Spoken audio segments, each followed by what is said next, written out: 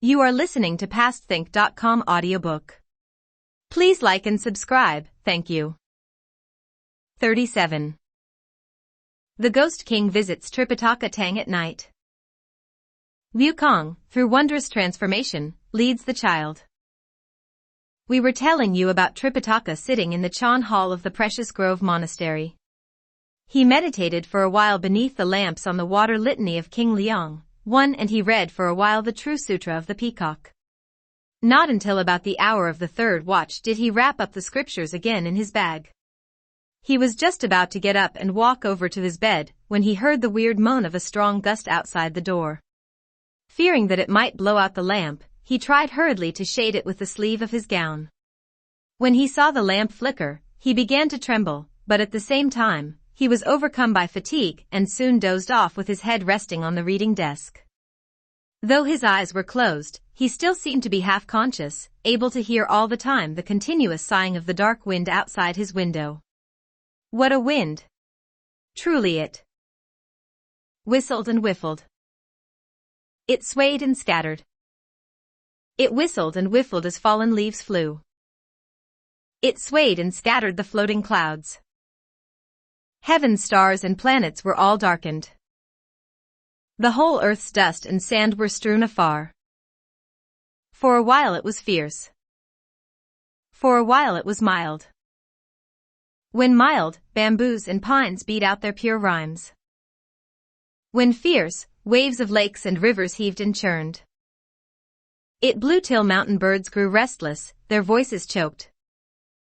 And sea fishes had no peace as they tossed and turned. Windows and doors fell off in both east and west halls. Gods and ghosts glowered in hallways front and back. The Buddha hall's flower vase was blown to the ground. The oil chalice tumbled and wisdom lamp grew faint. The incense urn turned over and ashes spilled out. The candlesticks were tilted as flames changed to smoke. Banners, sacred canopies were all awry. Bell and drum towers were shaken to the roots. In his dream the elder seemed to hear, after the wind had passed, a faint voice outside the Chan Hall crying, "Master." He raised his head in his dream to look and discovered a man standing outside the door who was soaked from head to toe. As tears rolled down from his eyes, he kept calling, "Master." Tripitaka rose up and said, "Could you be a goblin or a ghost, a fiend or a demon, coming to mock me at the depth of night? I am neither a rapacious nor a wrathful person, but rather an honest and upright priest. Having received the imperial decree from the great Tang in the land of the East, I am on my way to the western heaven to seek scriptures from Buddha.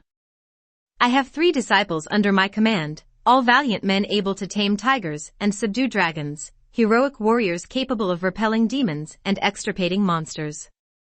If they see you, you will be reduced to powder and dust. Take note, therefore, of my compassionate intent and my mind which knows how to use skillful means. 2. Leave this place, go somewhere far away while there's still time, and don't come up to the door of our Chan Hall." Reclining firmly by the door of the hall, the man said, "Master, we are not a demon or monster, nor are we a goblin or bogey." "If you are not that kind of a creature," said Tripitaka, "why are you here so late in the night?" "Open wide your eyes, master," said the man, "and look at us." The elder indeed fixed his gaze on his visitor. Ah! His head had on it a rising to heaven cap. A green jade belt he tied around his waist. He wore on his body a reddish-brown robe with dancing phoenixes and flying dragons. His feet trod on a pair of carefree boots of embroidered cloud pattern. His hands held a white jade token adorned with planets and stars. His face seemed the immortal king of Tai Mountain. His form was like the civilized Lord Wu Cheng'en. 3. When Tripitaka saw this figure, he paled with fright and hurriedly bowed low before his visitor, shouting, "Which dynasty do you belong to, Your Majesty? Please take a seat." He then tried to take hold of his visitor's hands, only to find that he succeeded in grasping nothing but thin air. Spinning around, he sat down and looked, there was the man again. The elder asked once more, "Your Majesty, in what region are you a king?" Of what empire are you a ruler? Could it be that there is strife in your kingdom, and you are so oppressed by treacherous ministers that you have to flee for your life and arrive here at night? What do you have to say? Please tell me. Only then did the man, as tears rolled down his cheeks, describe events of old. As sorrow knitted his brow, disclose the former cause. Master, he said, our home is located due west of here, only about 40 miles away, where there is a city, the place we founded our kingdom.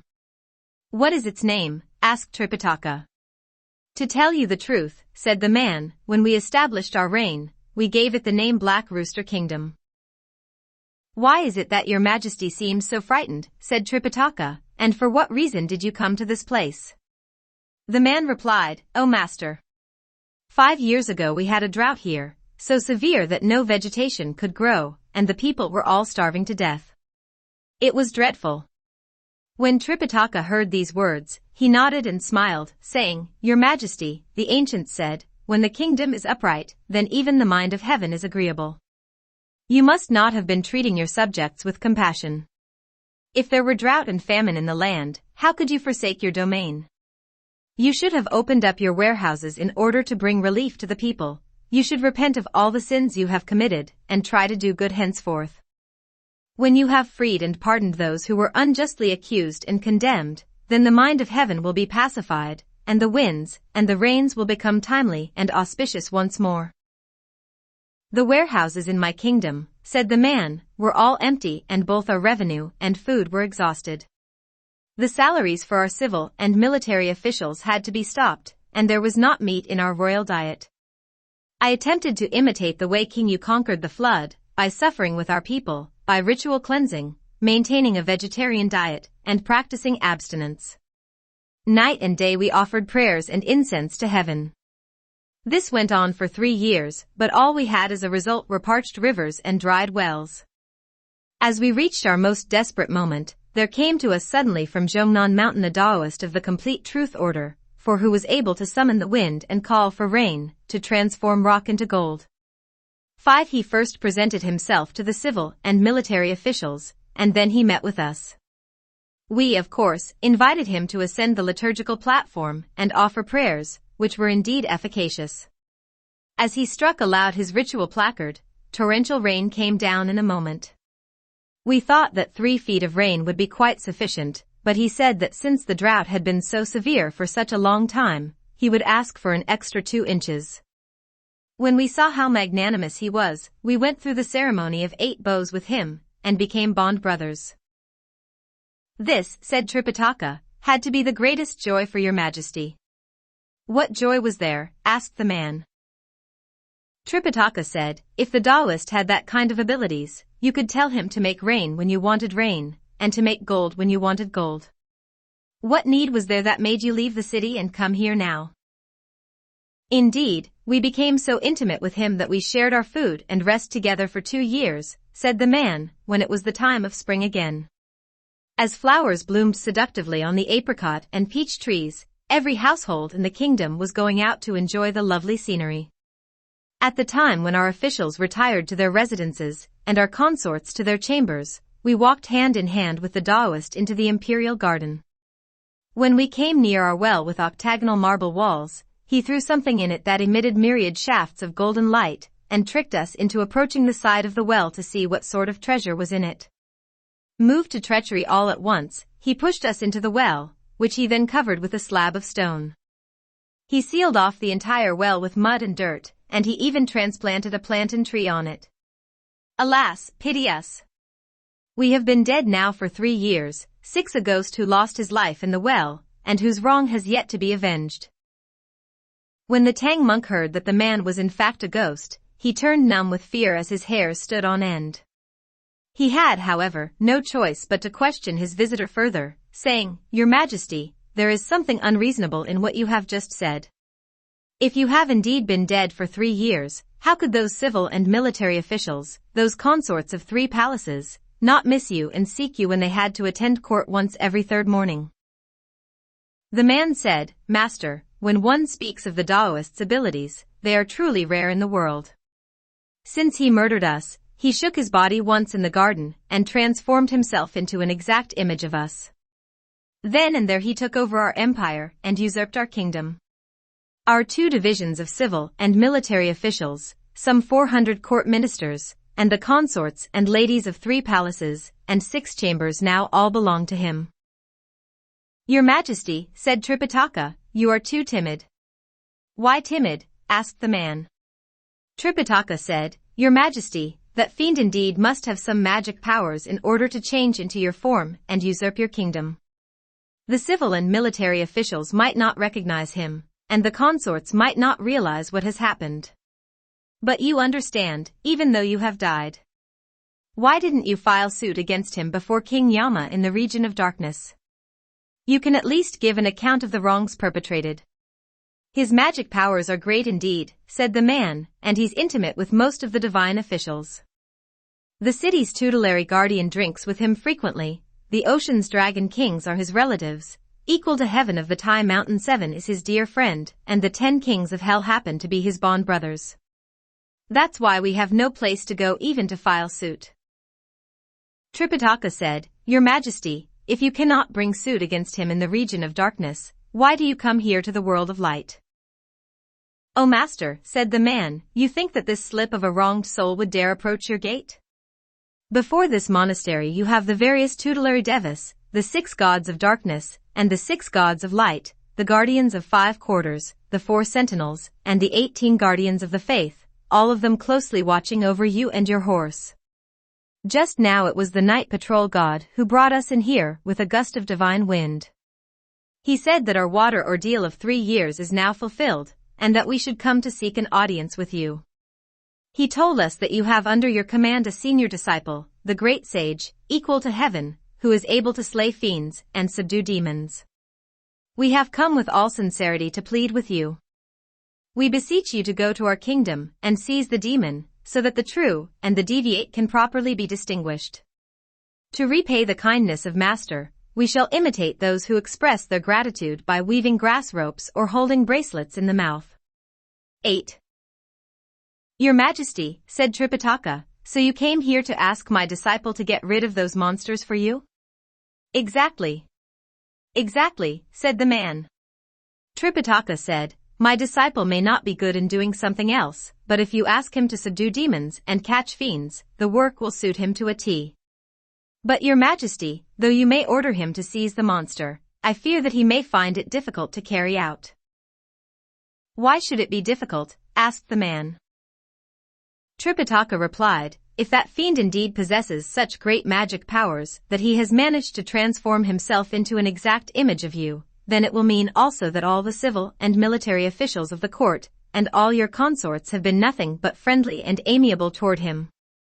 Though my disciple may be able, he would not engage in warfare recklessly. For if we were caught by the officials, who should accuse us of plotting against the kingdom and charge us with the crime of treason, we would be imprisoned in your city. Wouldn't our efforts then be like the failed attempt of drawing a tiger or carving a heron and turning it into another creature? 9. I still have someone in the city, said the man. Tripitaka said, That's good, that's good. He must be, I suppose, an hereditary prince of the first order, dispatched to a command post somewhere. No, said the man, I have in the palace a prince, an heir apparent of my own begetting. Has the prince been banished by the demon? Asked Tripitaka.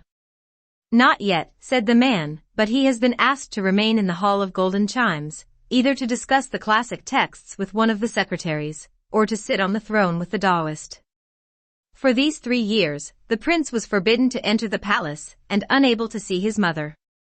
Tripitaka asked, For what reason? The man said, This was a plan of that fiend, for he feared that if mother and son had a chance to meet, their casual conversations might lead them to discover the truth. Though your ordeal no doubt has been preordained of heaven, said Tripitaka, it is nonetheless similar to what I had to undergo. Long ago my father was killed by a pirate, who also took my mother by force. After 3 months, she gave birth to me, and I escaped with my life in the waters. It was my good fortune that a gracious master at the Gold Mountain Monastery reared me till I was grown. Come to think of it, I had neither father nor mother when I was young. And the prince at this place has lost his parents. How pitiful indeed. But let me ask you, though you may have a prince still in court, how can I possibly get to meet him? Why not? Asked the man. Tripitaka said, he's now guarded by the demon, and he cannot even see his own mother. I'm only a monk. For what reason would I be able to have an audience with him? The man said, but he is leaving the court tomorrow. What for? Asked Tripitaka. The man said, during the time of the early court tomorrow, the prince plans to lead 3,000 men and horses, together with falcons and dogs, to go hunting outside the city. Master will certainly have a chance to meet him. When you do, and if you are willing to tell him what I told you, he will believe you. He's of fleshly eyes and mortal stock, said Tripitaka. Having been deceived by the demon into remaining in the hall, was there a day when he did not address the spurious ruler as Father King? How could he possibly believe my words? If you are afraid that he won't believe you, said the man, we shall leave with you a sign to indicate that you are telling the truth. What kind of sign? Asked Tripitaka. The man put down the white jade token inlaid with gold he had in his hands, and said, this thing can be a sign. What's the significance of this thing? Asked Tripitaka.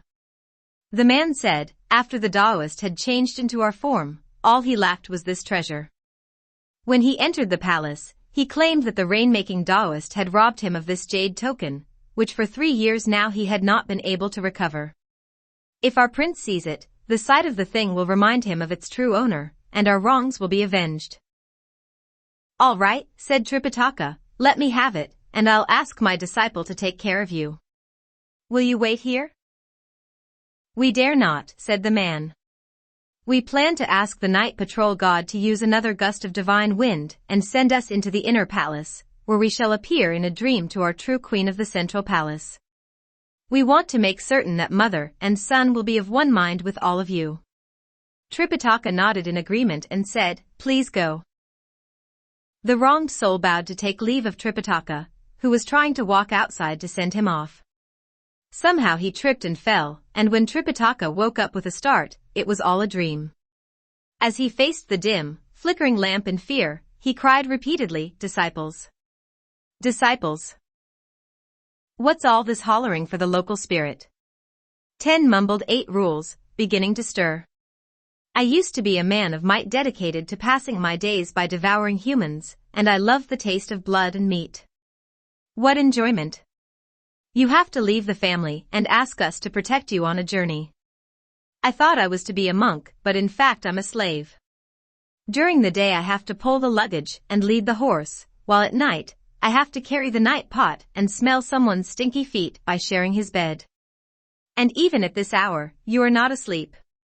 What are you calling disciples for? Disciples, said Tripitaka, just now I fell asleep on the table and had a weird dream. Leaping up all at once, Pilgrim said, dreams arise from your thoughts. Before you ascended a mountain, you were afraid of monsters already. You worried over the distance to Thunderclap, which you have yet to reach. You also thought of Chang'en and wondered when you would be able to return. When your mind is restless, you have many dreams. But look at old monkey. With true single-mindedness I seek to see Buddha in the West, and that's why I don't have even the tiniest dream. Tripitaka said, disciple, this dream of mine is not a homesick dream. When I closed my eyes just now, a violent gust of wind brought into my view a king standing outside the door of our chamber. He said that he was the ruler of the Black Rooster Kingdom, but his whole body was dripping wet and he was weeping. He then proceeded to give a thorough account of their conversation in the dream to Pilgrim. No need to say anything more, said Pilgrim, chuckling. If he appears in this dream of yours to you, he's plainly trying to take care of old monkey by giving me some business. There must be a fiend there trying to usurp the throne and seize the kingdom. Let me distinguish the true from the false for those people. When my rod reaches that place, success is assured. But disciple, said Tripitaka, he said that the fiend has great magic power. Don't be afraid of whatever greatness he has, said Pilgrim. Just remember that when old monkey arrives, he'll have no place to run. Tripitaka said, I also remember that he left us something as a sign. Master, don't fool around, said 8 Rules. It's just a dream. Why keep up this chit-chat? Shaw Monk said, as the saying goes. Don't believe the honesty of the honest. Guard against the unkindness of the kind. Let us fetch some torches and open our door, then we can see what has happened. Pilgrim indeed opened the door, and as they looked together, they saw in the light of the stars and moon there was truly a white jade token inlaid with gold placed on the steps. 8 Rules walked forward and picked it up, saying, Elder brother, what is this? This is a treasure usually held by a king, said Pilgrim, and it's called a jade token. Master, since we do have such a thing, the matter of your dream has to be true. You can depend entirely on Old Monkey for catching the fiend tomorrow. But I want you to face 3 unlucky things. Fine. Fine. Fine, said 8 Rules. It's enough to have a dream. You have to tell him about it, too. Since when has this fellow failed to play tricks on people? Now he wants you to face 3 unlucky things. As he walked back inside, Tripitaka asked, What 3 things? Pilgrim said, Tomorrow I want you to take the blame, take abuse, and catch the plague. Just one of these is bad enough, said 8 Rules, laughing. How could one bear all 3 of them? The Tang monk, after all, was an intelligent elder. He therefore asked, Disciple, can you tell me more about what these 3 things involve? No need to tell you, said Pilgrim, but first let me give you these 2 objects. Dear great sage. Pulling off one of his hairs, he blew on it a mouthful of divine breath and cried, Change. It changed instantly into a red lacquered box plated in gold. After he placed the white jade token inside the box, he said, Master, in the morning, you should hold this thing in your hands and put on your brocade cassock. Then go sit in the main hall and recite some sutras. Let me go first to the city to have a look. If there is indeed a fiend, I'll slay him so that we can achieve some merit at this place. But if there is no fiend, we ought not to incur calamity on ourselves. Exactly. Exactly, said Tripitaka. Pilgrim said, If the prince doesn't leave the city, then there may not be much that I can do. But if he indeed comes out of the city in accordance with your dream, I will certainly bring him here to see you. What shall I say to him when I see him? Asked Tripitaka. Pilgrim replied, When he arrives, let me first come in and announce him. You can then pull the cover of the box open slightly, and I shall change into a tiny monk about 2 inches tall so that I, too, can be placed inside the box. You can hold the whole thing in your hands. When the prince enters the monastery, he will most certainly want to pay homage to Buddha. Let him bow all he wants, but don't you pay him any attention. When he sees that you do not even rise before him, he will surely order you seized.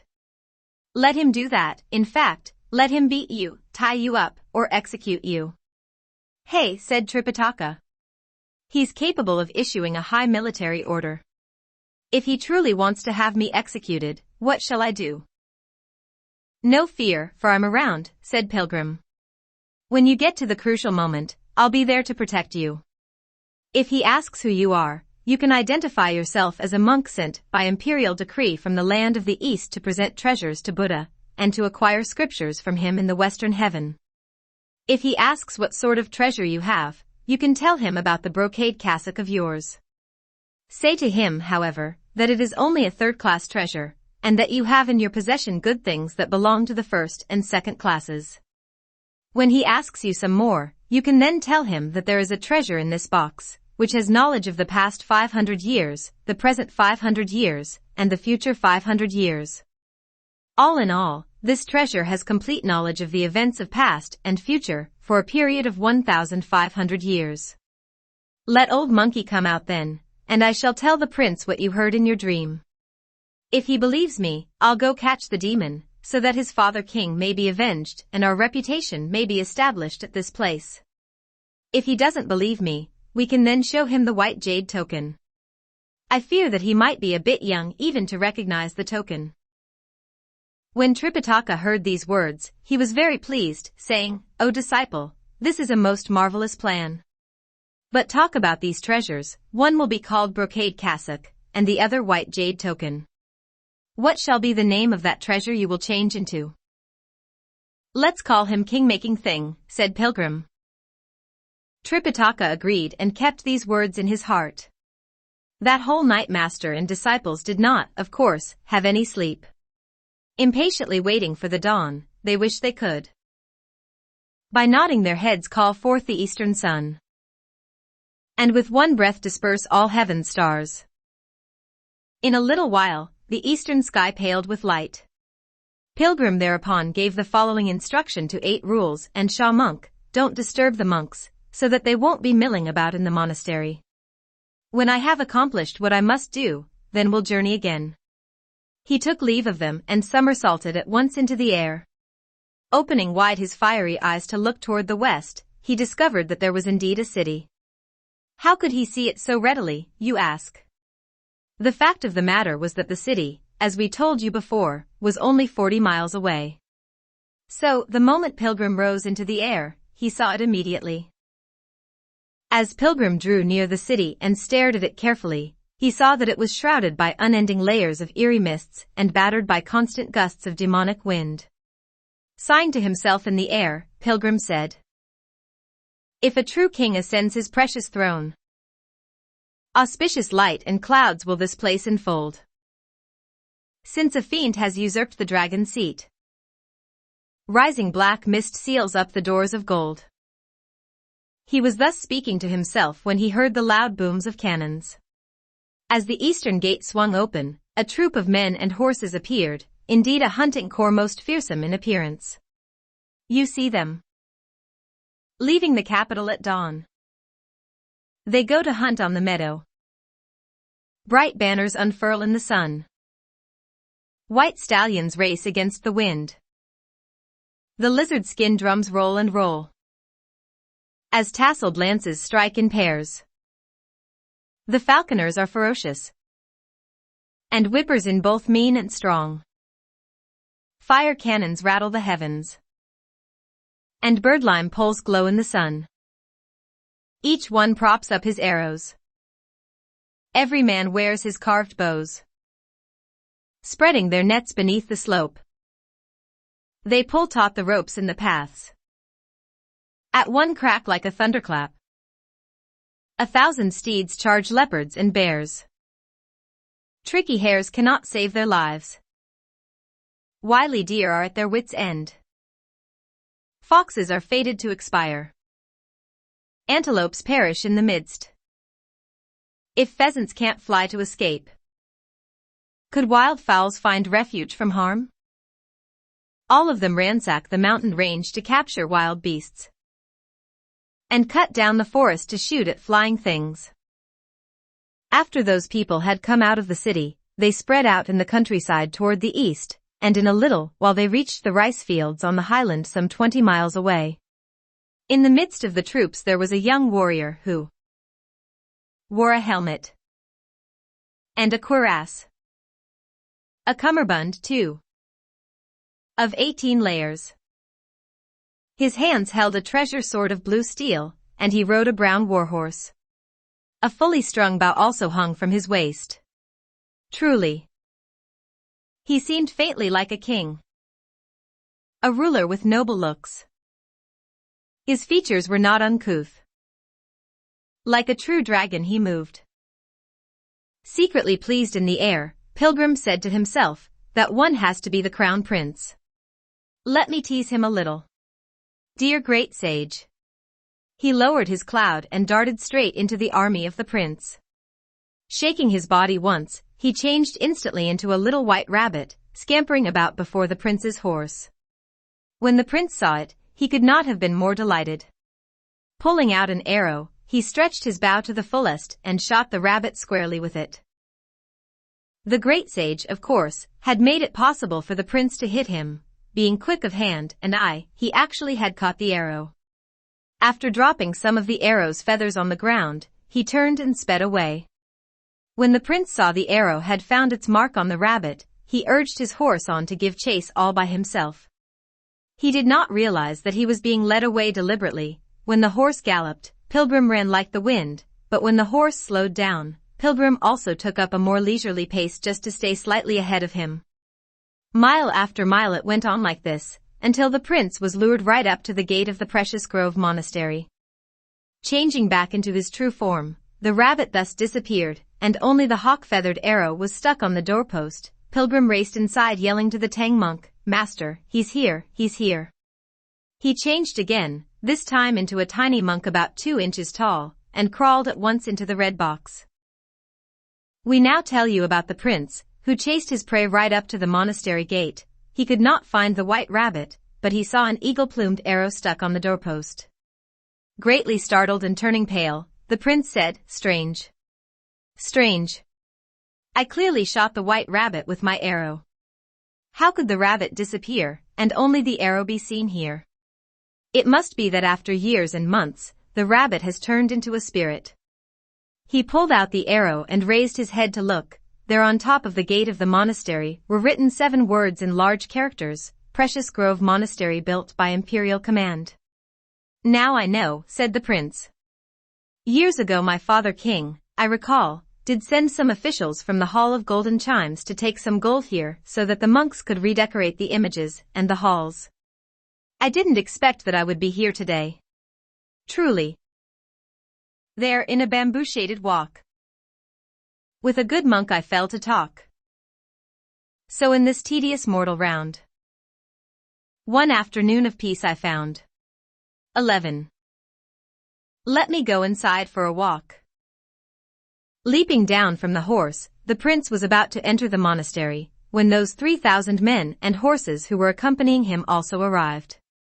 As they crowded into the monastery, the resident monks hurriedly came kowtowing to receive them into the main hall so that they could pay homage to the images of Buddha. Afterwards, they raised their eyes to look about, intending to tour the corridors and enjoy the scenery, when they suddenly discovered that there was a monk sitting right in the middle of the hall. Becoming enraged at once, the prince said, "This monk is terribly rude. Half a throne of this dynasty has entered this monastery. Though I have issued no decree for this visit so that he has been spared from meeting us at a great distance, he should now at least get up when soldiers and horses are at the door. How dare he sit there unmoved? Seize him." He said seize, and the guards on both sides immediately attempted to catch hold of the Tang monk so that they could bind him with ropes. Sitting in the box, Pilgrim recited in silence a spell, saying, "You various guardians of the faith, the 6 gods of darkness, and the 6 gods of light, I am drawing up a plan to subdue a fiend. This prince, ignorant of the matter, is about to have my master bound with ropes. All of you must protect him. If he's really bound, you all will be found guilty." When the great sage gave such an order in secret, who would dare disobey him? The deities indeed gave protection to Tripitaka, in such a way that those people could not even touch his bald head. It was as if a brick wall had come between them, so that they could not approach him at all. "Where did you come from, monk," said the prince, "that you dare use this magic of body concealment to mock me?" Tripitaka walked up to him instead and saluted him, saying, "This poor monk does not know any magic of body concealment. I am the Tang monk from the land of the East, a priest going to present treasures to Buddha, and to acquire scriptures from him in the western heaven." The prince said, "Though your land of the East is actually the Central Plains, it is incomparably poor. What kind of treasures do you have? You tell me." "The cassock I have on my body," said Tripitaka, "is a treasure of the 3rd class. But I have in addition those of the 1st and 2nd classes as well, and they are even better things." "That garment of yours," said the prince, "covers only one side of your body, while your arm sticks out on the other side. How much could it be worth that you dare call it a treasure?" Tripitaka said, "Though this cassock does not completely cover the body, I have several lines of a poem which will reveal its excellence." The poem says, "The Buddha's gown's a half-robe, there's no need to say. It hides within the real, free of worldly dust. Countless threads and stitches perfect this right fruit. 8 treasures and 9 pearls fuse with the primal soul. Maidens divine did make it reverently, to give to a monk to cleanse his sullied frame. It's all right to see but not to greet the throne. But you, your father's wrong unrequited, have lived in vain. When the prince heard these words, he grew very angry, saying, "This brazen Chan monk is talking rubbish. Your clever mouth and slippery tongue may boast all you will of that half a piece of garment. But since when have I not requited my father's wrong? You tell me." Taking a step forward, Tripitaka folded his hands and said, "Your Highness, how many favors does a man receive as he lives in this world?" "4 favors," said the prince. "Which 4?" asked Tripitaka. "The favor of shelter and support provided by heaven and earth," said the prince, "the favor of the luminous presence of the sun and the moon, the favor of provisions from the ruler and his land, and the favor of his parents' breeding and nurture." With a smile, Tripitaka said, "The words of your Highness are not quite right. A man has only the shelter and support of heaven and earth, the luminous presence of the sun and the moon, and the provisions from the land of his king. Where does he get his parents' breeding and nurture?" "This monk," said the prince angrily, "is an idle and ungrateful man, who shaves his hair only to commit treason. If a man has no parental breeding and nurture, where does his body come from?" "Your Highness," said Tripitaka, "this humble monk does not know the answer, but inside this red box is a treasure called the king-making thing. He has knowledge of events of the past 500 years, the present 500 years, and the future 500 years. All in all, he knows completely the events of past and future for a period of 1,500 years, and he knows that there is no such favor of parental breeding and nurture. It is he who has ordered your poor monk to wait here for you for a long time." Hearing this, the prince gave the order, "Bring him here for me to see." Tripitaka pulled open the box's cover, Pilgrim leaped out, and began to hobble all over the place. The prince said, "This little midget. What can he know?" When Pilgrim heard this remark about his size, he at once resorted to magic. Straightening up his torso, he grew about 3.5 feet instantly. "If he can grow that rapidly," said the soldiers, highly startled, "it will only be a few days before he pierces the sky." When Pilgrim reached his normal height, however, he stopped growing. Then the prince asked him, "King-making thing, this old monk claims that you have the knowledge of past and future, of good and evil. Do you divine by the tortoise shell, by the stalks of plants, or do you use books to determine human fortunes?" "None of these," said Pilgrim, "for I need my 3-inch tongue solely. When I know all things completely." "This fellow, too, is babbling," said the prince. "Since the time of antiquity, the book, classic of change of the Zhou dynasty, has proved to be supremely marvelous in determining throughout the world good and evil for man to seek or avoid. Therefore tortoise shells or plant stalks are used for divination. But if one relies solely on your words, what evidence is there? Your empty words on luck or misfortune can only vex the minds of people." Pilgrim said, "Please do not be hasty, Your Highness. You are actually a prince begotten of the king of the Black Rooster Kingdom. 5 years ago, you had a severe drought here, and all the people were in such great suffering that your king and his subjects had to offer fervent prayers. Though not a drop of rain came, a Taoist arrived from the Zhongnan mountain, who was an expert in summoning wind and rain and in transforming stone into gold. The king was so fond of him that he became his sworn brother. Is all this true?" "Yes, yes, yes," said the prince. "Say some more." Pilgrim said, "After 3 years, the Taoist disappeared, and who is he now who uses the royal we?" The prince said, "There was indeed a Taoist, with whom Father King swore to be his brother. In fact, they ate together and rested together. 3 years ago, when they were enjoying the sights of the imperial garden, the Taoist used a gust of magic wind and transported back to Zhongnan Mountain the gold inlaid white jade token that Father King had in his hands. Even now, however, Father King still misses him, and because of his absence, has closed down the garden for 3 years. But who is now ruling, if not my Father King?" When Pilgrim heard these words, he began to snicker.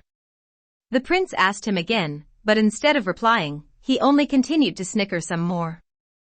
"Why don't you speak when you should?" said the prince angrily. "Why do you snicker like that?" "I still have plenty to say," said Pilgrim, "but there are so many people around, and it's not convenient for me to speak up." When the prince saw that there might be some reason for such a statement, he waved his sleeve once to dismiss the soldiers. The captain of the guards immediately gave the order to have the 3,000 men and horses stationed outside the monastery gate. The hall was thus nearly emptied of people, with only the prince sitting in the middle, the elder standing before him, and Pilgrim to his left. After even the resident monks retired, then Pilgrim went forward and said to him soberly, "Your Highness, the one who left with the wind is actually your true father, but the one who occupies the throne now is the Taoist who made rain." "Nonsense." "Nonsense," said the prince. "Since the departure of the Taoist, my father has governed so well that the wind and rain are seasonal, the country is prosperous, and the people are secure. But if what you say is true, then the present ruler is not my father king. It's a good thing that I am young and I can be somewhat tolerant. If my father king hears such treasonous words from you, he will have you seized and hewn to pieces." He dismissed Pilgrim with a snort. Turning to the Tang monk, Pilgrim said, "You see? I said that he wouldn't believe me, and indeed he does not. Take the treasure now and present it to him. After certifying our rescript, we can proceed to the western heaven." Tripitaka handed the red box over to Pilgrim, who having received it, shook his body, and the box disappeared. It was, you see, actually the transformation of his hair that was retrieved by him. With both hands, Pilgrim presented the white jade token to the prince. When he saw the object, the prince shouted, "What a monk! What a monk! You were the Taoist of 5 years ago, who came to cheat our household of this treasure. Now you are disguised as a monk to present it back to us? Seize him." When he shouted the order like that, the elder was so frightened that he pointed at Pilgrim and said, "You ban horse plague. You have a special knack for causing trouble and bringing calamity on me." "Don't shout," said Pilgrim, walking up to the prince to stop him. "Don't let this thing leak out. I'm not called king-making thing, for I have a real name." "You come up here," said the prince angrily. "Answer me with your real name so that I can send you to the Bureau of Justice to sentence you." Pilgrim said, "I'm the senior disciple of this elder, and my name is Wu Cheng'en Pilgrim Sunday. Because my master and I were on our way to acquire scriptures in the western heaven, we arrived last night and found lodging here. My master was reading the sutras in the night, and at about the hour of the 3rd watch, he dreamed that your father appeared to him. Your father claimed that he was harmed by that Taoist, who pushed him into the octagonal well with the marble wall in the imperial garden. The Taoist changed into the form of your father, and this was not known to any of the court officials nor to you since you were so young. You were forbidden to enter the inner palace, and the garden was shut down so that the truth could not be discovered, I suppose. Your father king came specially in the night to ask me to subdue this demon. At first, I was afraid that the murderer was not a demon, but when I surveyed the city in midair, I could see that there was a monster spirit all right. I was about to seize him when you came out of the city to hunt. The white rabbit that you shot with your arrow happened to be this old monkey, who led you here to the monastery to see my master. Every word that we have said to you is the truth. If you could recognize this white jade token, how could you possibly not think of your father's care and love and seek vengeance for him?" When the prince heard these words, he became grief-stricken, thinking to himself sorrowfully, "Even if I don't believe him, his words seem to have at least 30% truth. But if I believe him, how could I face the father king now in the palace? This is what we call. To advance or retreat is hard, so the mind asks the mouth. To think thrice, to have patience, as the mouth asks the mind." When Pilgrim saw how perplexed he was, he said again, "Your Highness, there's no need for perplexity. Let your Highness return to your kingdom, and make inquiry of your queen mother. Ask her whether the feelings between her and her husband are the same as 3 years before. Just this one question will reveal the truth." Persuaded by this, the prince said, "Yes, let me go and inquire of my mother." Leaping up, he took hold of the white jade token and wanted to leave. Pilgrim, however, tugged at him, saying, "If all these men and horses of yours return with you, someone is bound to leak out information, and it'll be hard for me to succeed. You must, therefore, go back alone, and don't make a show of yourself. Don't go through the central gate of the sun, but enter the palace through the rear gate of the servants. When you get to see your mother in the palace, you must remember not to speak loftily or loudly. You must speak quietly, and in a subdued manner.